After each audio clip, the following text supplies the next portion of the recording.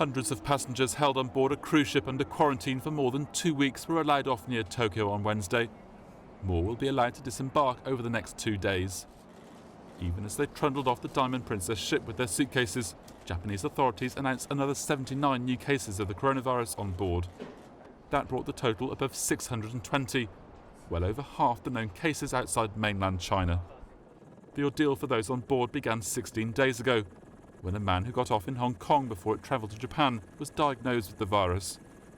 The ship originally carried some 3,700 passengers and crew, and now a Japanese infectious disease specialist at Kobe University Hospital has condemned his government's handling of the quarantine on the ship.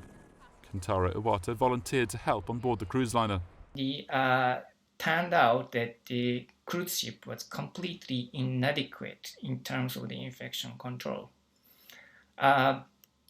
There was no distinction between the green zone, which is free of infection, and the red zone, which is potentially contaminated by virus.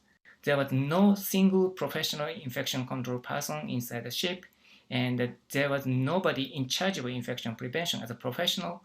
The bureaucrats were in charge of everything.